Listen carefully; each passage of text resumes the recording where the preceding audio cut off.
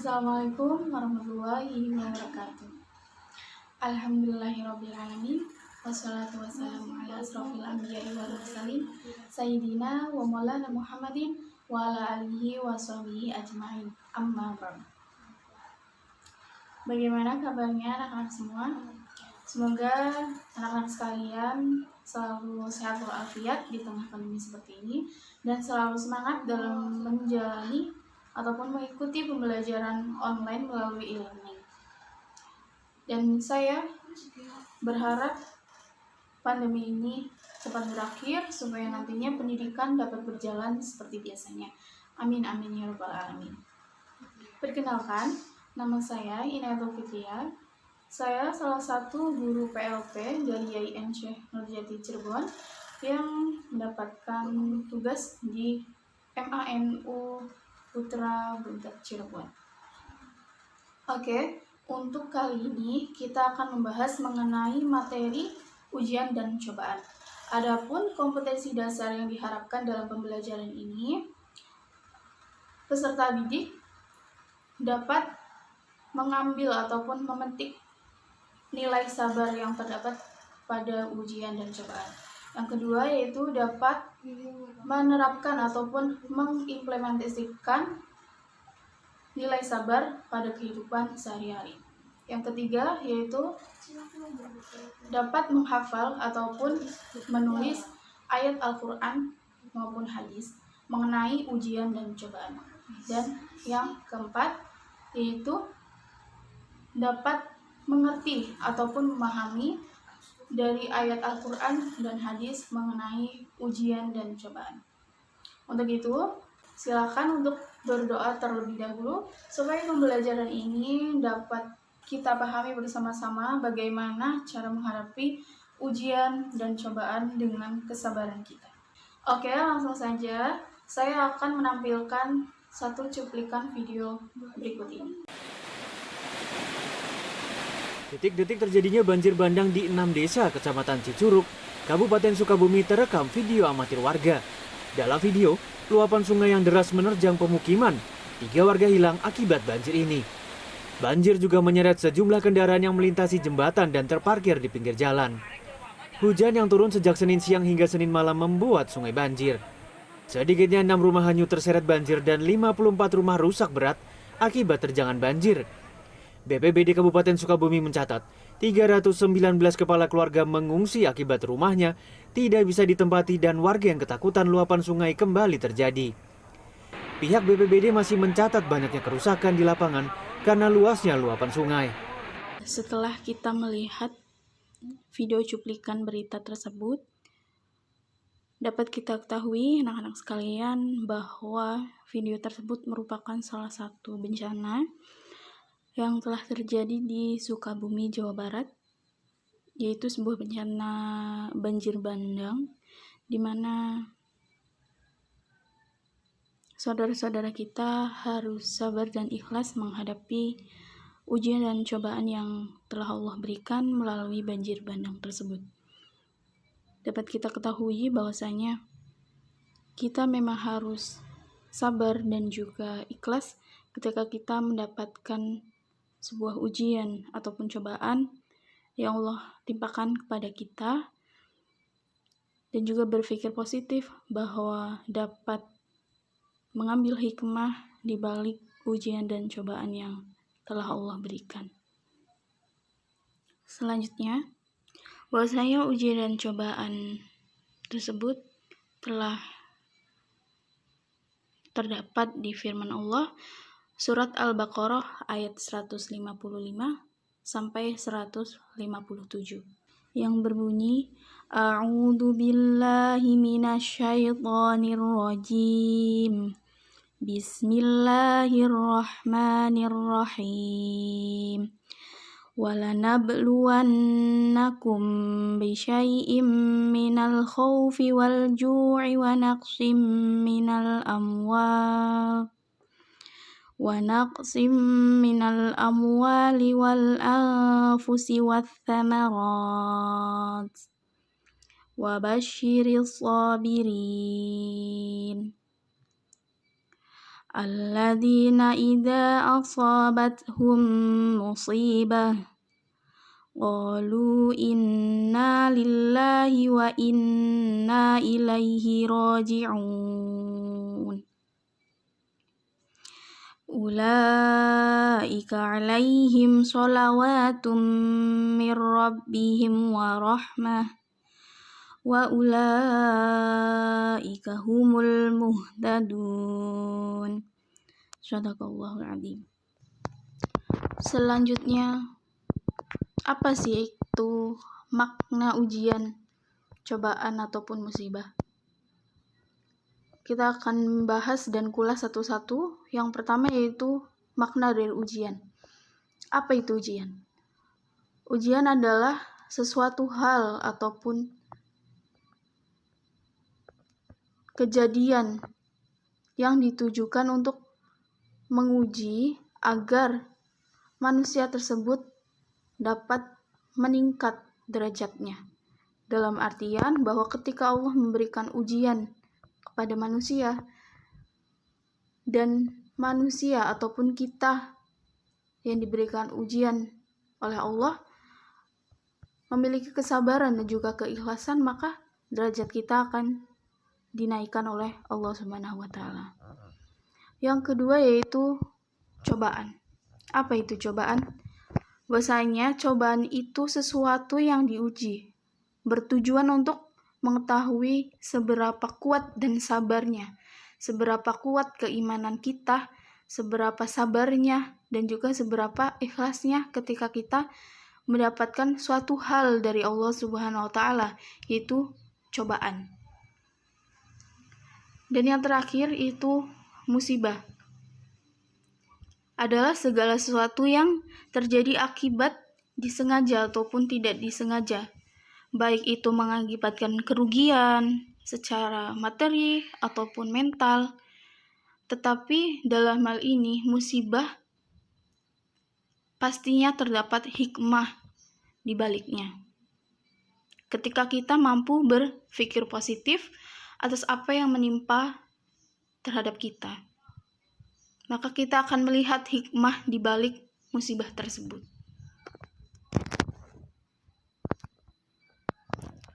Selanjutnya bahwasanya terjemah dari surat Al-Baqarah ayat 155 sampai 157.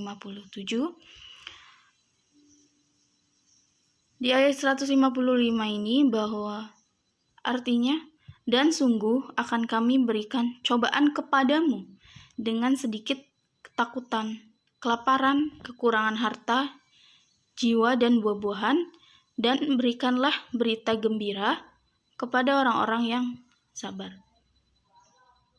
Bagaimana orang-orang yang sabar? Yaitu orang-orang yang apabila ditimpa musibah mereka mengucapkan innalillahi wa inna ilaihi raji'un. Maka mereka itulah yang mendapat keberkatan yang sempurna dan rahmat dari Tuhan mereka, dan mereka itulah orang-orang yang mendapat petunjuk. Bahwa dalam ayat ini Allah telah menyebutkan beberapa ujian, di antaranya al-khauf, yaitu ketakutan, yakni keresahan hati yang menyangkut sesuatu hal yang buruk yang akan terjadi ataupun yang terjadi, atau hal-hal yang tidak menyenangkan dan tidak diharapkan yang mungkin akan terjadi. Terus yang kedua yaitu al-ju'i, kelaparan, yakni keinginan yang sangat untuk makan dan minum karena perut yang kosong, keroncongan, tetapi belum menemukan makanan dan minuman yang dibutuhkan. Serta selanjutnya yaitu kekurangan harta. Ujian ini juga bentuk dari kemiskinan. Lalu selanjutnya kekurangan jiwa, seperti adanya kematian dan apapun sebab dari kematian. Hal ini juga merupakan ujian atau cobaan bagi yang ditinggalkan. Dan juga selanjutnya yaitu buah-buahan.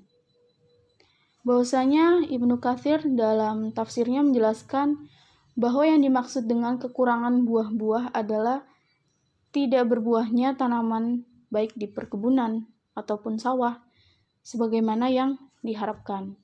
Nah, berkurangnya buah-buahan bisa juga diartikan sebaliknya, yaitu melimpah panen buah sehingga terjadi kelebihan antara permintaan dan penawaran sehingga harga menjadi jatuh untuk para petani yang mengakibatkan kerugian yang besar.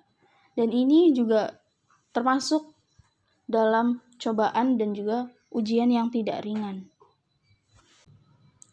Anak-anak yang ibu banggakan, bahwasanya ayat tersebut menjelaskan Allah Subhanahu wa Ta'ala pasti akan memberikan ujian kepada hambanya untuk mengukur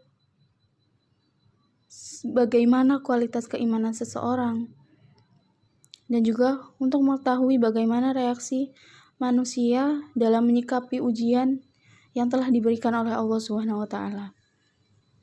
Bahwa ujian yang diberikan oleh Allah kepada manusia untuk menguji siapa hamba Allah yang benar-benar jujur dan siapa yang benar-benar kufur. Dan ujian tersebut masih jauh lebih besar dari atas rahmat yang telah Allah berikan kepada kita semua. Bahwa ujian yang diberikan oleh Allah itu bukan untuk membinasakan kita, melainkan untuk mengingatkan agar kita kembali ke jalan Allah Subhanahu wa Ta'ala, agar kita bertaubat dan agar kita memperbaiki ibadah kita terhadap Allah Subhanahu wa Ta'ala. Lalu, siapa yang disebut sebagai orang yang sabar? Nah, salah satu kriteria bagaimana orang tersebut termasuk dalam kategori orang yang sabar yang termaktub di dalam ayat ini adalah ketika mereka yang mendapatkan musibah selalu mengucapkan innalillahi wa inna ilaihi raji'un, dan sekaligus menyadari bahwa ucapan tersebut harus diyakini dalam hati bahwa dirinya milik Allah. Ketika Allah berkehendak mengambilnya, maka harus ikhlas dan juga sabar. Di samping itu juga bahwasanya orang sabar juga harus selalu menjaga perilaku dan tindakannya sebagai bentuk konsekuensinya atas apa yang ia ucapkan. Bahwa sabar itu memanglah pahit. Bahkan sabar itu menyakitkan. Tetapi akhir dari kesabaran kita akan memetik buah yang manis, lebih manis daripada madu. Rasulullah Shallallahu Alaihi Wasallam memberikan gambaran tentang sikap yang seharusnya dimiliki oleh umat Islam pada umumnya, baik ketika mendapatkan kenikmatan maupun ketika mendapatkan ujian dari Allah Subhanahu wa Ta'ala, sesuai dengan sabda Rasulullah Shallallahu Alaihi Wasallam. Wa an Abi Yahya Zuhaib bin Sinanin radhiyallahu anhu qala Rasulullah Shallallahu Alaihi Wasallam ajaban li amril mu'mini inna amrahu kullahu lahu khairun wa laysa dzalika li ahadin illa lil mu'mini in asabathu sarra'u syakara fakana khairan lahu wa in asabathu dharra'u sabara fakana khairan lahu. Riwayat Muslim. Bahwasanya yang artinya dari Abi Yahya Suhaib bin Sinan, Rasulullah SAW bersabda, sungguh mengagumkan kepribadian orang mukmin karena semua urusannya memiliki nilai baik, dan yang demikian itu tidak dimiliki oleh siapapun kecuali orang mukmin. Apabila mendapatkan sesuatu yang menyenangkan, dia bersyukur, maka dia mendapatkan kebaikan. Dan apabila ditimpa sesuatu yang menyedihkan, dia bersabar, maka ia mendapatkan kebaikan pula. Hadis riwayat Muslim. Hadis ini selain mengandung pujian, sekaligus sebagai perintah kepada umat Islam untuk memiliki kepribadian yang kuat, bahwa tidak lengah ketika mendapatkan sebuah kemudahan dan juga ketika mendapatkan kelapangan rezeki, dan ketika kita mendapatkan kesusahan ataupun tertimpa musibah, maka kita tidak patah semangat dan juga mudah putus asa. Atau dengan kata lain, kita harus selalu sabar dan juga ikhlas ketika kita mendapatkan musibah, dan juga jangan menyombongkan diri ketika kita mendapatkan sebuah kelapangan rezeki ataupun kemudahan. Bahwasanya semua hal yang terjadi dalam hidup kita, semua peristiwa yang kita alami, baik senang maupun susah, harus disikapi dengan kearifan, kedewasaan, dan juga pikiran yang positif terhadap atas apa yang terjadi dalam hidup kita. Oleh karena itu, bahwa sikap terpuji ketika mendapatkan kelapangan rezeki adalah bersyukur pada Allah Subhanahu wa Ta'ala dengan memperbanyak ibadah dan juga menyisihkan sebagian rezeki kita untuk diberikan kepada orang-orang yang berhak ataupun menyantuni para duafa. Dan juga ketika kita mendapatkan musibah, maka bersabar dan meyakini bahwa hal ini merupakan salah satu bentuk kasih sayang Allah kepada hambanya, kepada kita, sebagai proses pembentukan karakter dan juga kepribadian untuk menjadi muslim yang lebih baik. Anak-anak yang ibu banggakan. Selanjutnya, bahwa hikmah dari ujian dan cobaan dapat kita petik.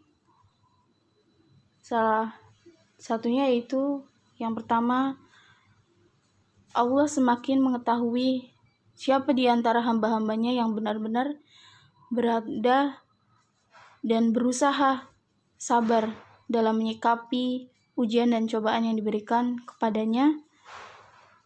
Dan juga Allah akan mengetahui orang-orang yang selalu berusaha untuk tidak putus asa terhadap hal yang terjadi dalam hidupnya. Yang kedua yaitu ujian akan menghapuskan dosa dan juga kesalahan kita.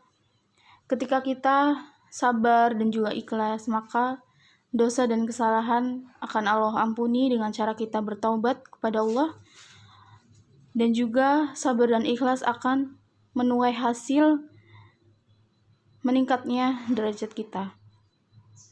Dan yang ketiga yaitu untuk menyadarkan bahwa ujian dan cobaan datang disebabkan salah satu penyebabnya adalah kemaksiatan. Hal ini mengapa kita harus mengakui, karena sebagai bentuk agar kita sebagai seorang mukmin bertaubat, menyadari, memohon ampun, dan juga kembali ke jalan Allah Subhanahu wa Ta'ala. Semoga anak-anak sekalian dapat memahami atas apa yang telah saya sampaikan, dan semoga kita semua dapat belajar memetik hikmah ketika kita mendapatkan ujian ataupun cobaan dari Allah Subhanahu wa Ta'ala. Amin. Kesimpulan dari materi kali ini, bahwasanya ujian dan cobaan yang ditimpakan kepada manusia merupakan tahapan untuk kesabaran dan juga keimanan manusia terhadap Rabb-nya atau terhadap Allah Subhanahu wa Ta'ala. Bahwa kesabaran itu kunci utama menghadapi sebuah musibah, ujian ataupun cobaan. Rahmat dan karunia akan diberikan kepada manusia ketika kita sebagai manusia berhasil dalam menyikapi ujian dengan pikiran positif, dengan kesabaran, dan juga dengan keikhlasan. Sekian dari saya, kurang lebihnya mohon maaf. Billahi taufiq wal hidayah. Wassalamualaikum warahmatullahi wabarakatuh.